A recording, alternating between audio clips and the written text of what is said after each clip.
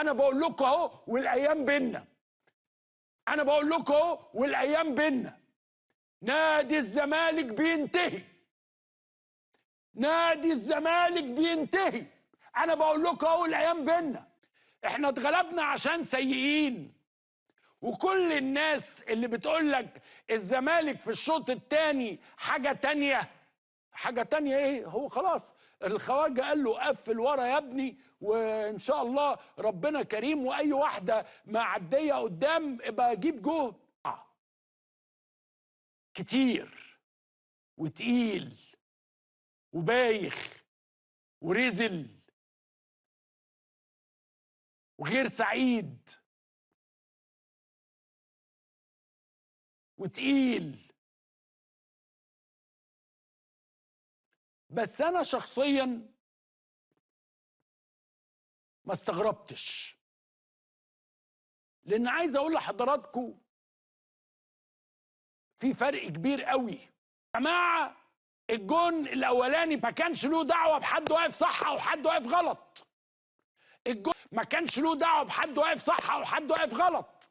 انا في البرنامج ده من اسبوع قلت لكم الجون اللي عندنا ده محمد صبحي دخل فيه كورتين كباري، كباري الماتش اللي فات. يعني جون كل الكور داخله منه عادي، بس في كور طبعا ما كانش يقدر يعمل فيها حاجه. يعني كره شريف دي مستحيله، كره حسين الشحات مستحيله، علولي كان ممكن يجيبها، وده اللي حصل. 4-1.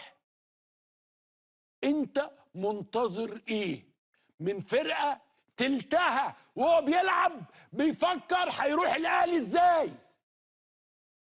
تلت الاولاني من الزمالك وهو بيلعب قدام الاهلي بيفكر هينقل ويهرب من الزمالك ويروح الاهلي ازاي، وكان باين في مشاهد. التلت التاني بيفكر هيروح فيوتشر وبيراميدز ازاي، ده التلت التاني. التلت التالت بيفكر طب وانا هقعد اعمل ايه لوحدي؟ ده انا ملياش مكان وشكلهم هيمشوني.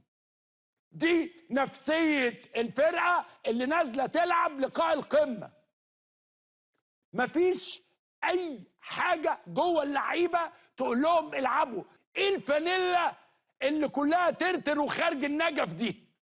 فين فانيلة الزمالك البيضة الأبيض أبو خطين؟ فين الفانيلا؟ اتفضل يا عم، هتيجي أنت؟ جاي لك دلوقتي بس نخلص الماتش.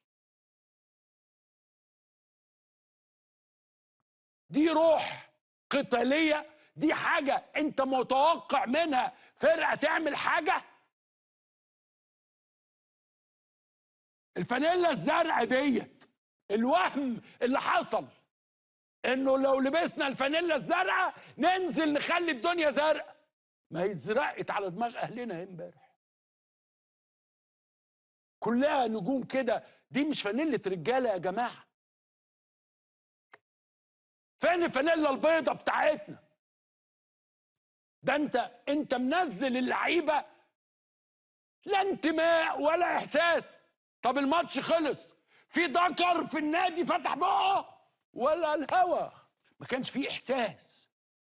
اللعيبه بتلعب ودماغها مش موجوده، اللعيبه مش قابضه، اللعيبه شايفه الكباري اللي بتتعمل، الكباري اللي بتتعمل، اللعيبه اللي بتروح من ورا لقدام عشان تروح فرق تانية وحد يقبض سمسره ويقبض عموله. كل لعيب دماغته فيها حاجه تانية. لعيب محترم زي زيزو ده انا لو منه قاعد افكر طب انا قاعد ليه؟ انا قاعد عشان مين؟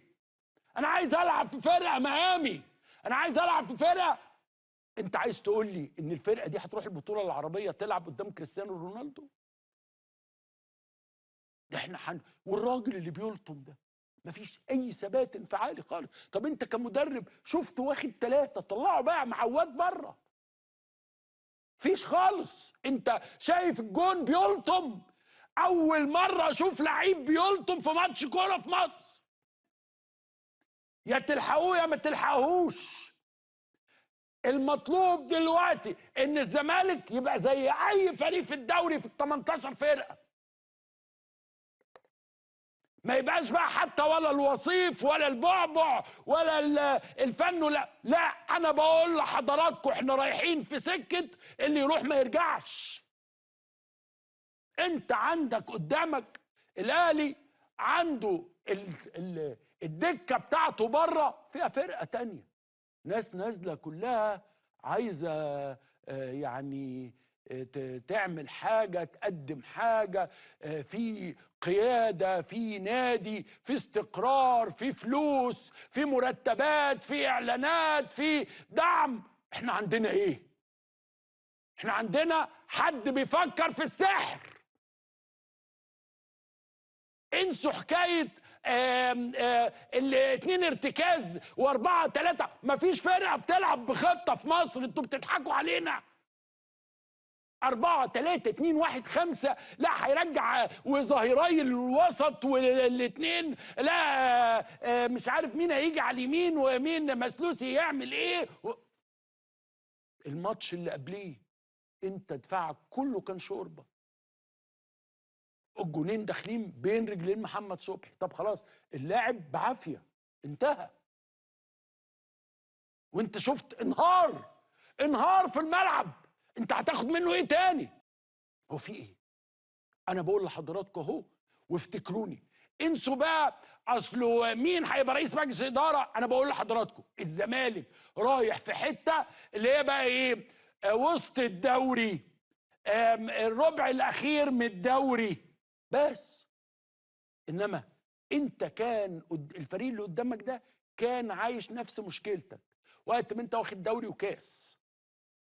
اما كنت بلجنه، انت واخد دوري وكاس وانت بلجنه. فالفرقه ديت كانتش تاخد حاجه، فجت السنه دي واخده كل البطولات وانت ما خدتش حاجه خالص ومش هتاخد حاجه خالص. انا بقول لحضراتكم احنا رايحين في سكه اللي يروح ما يرجعش. حبايب قلب الزملكاويه عاملين ايه؟ شفتوا الماتش يا جدعان؟ ينفع كده يا زمالك؟ بجد والله العظيم انت فرقه سهله جدا، فرقه يعني ما عندكيش ريحه الدم. بجد والله العظيم انت كان في ايديك النهارده تكسبي بره ارضك مكسب مريح جدا. ايه الفرقه اللي انتوا كنتوا بتقابلوها دي النهارده؟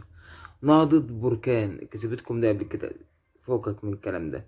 لا خليك معايا في ماتش النهارده بجد والله. هي دي فرقة اللي انتوا كنتوا بتقابلوها النهارده؟ دي فرقة اصلا دي ينفع يتقال عليها فرقة قدام نادي الزمالك العظيم الكبير اللي افريقيا عارفة امجاده. يعني دي فرقة النهارده انتوا كنتوا تقدروا تطلعوا بمكسب مريح جدا جدا بجد والله العظيم. ليه بقى حرقة الدم ده؟ على فكرة أنا مش زملكاوي والله، ما زملكاوي، بس اتفرجت على الماتش اتحرق دمي، اتحرق دمي. يا زمالك كنت تقدر تكسب. ليه ضيعت من ايديك مكسب؟ هو البطولة كنا نحتفل النهاردة هي كونفدرالية في الزمالك هي وافريقيا بقى عارفة امجاد ونهيص كلنا مع بعضنا والله. لكن هنقول ايه؟ ده عادتك ولا هتشتريها؟ هو الزمالك معودنا دايما على كده يعني.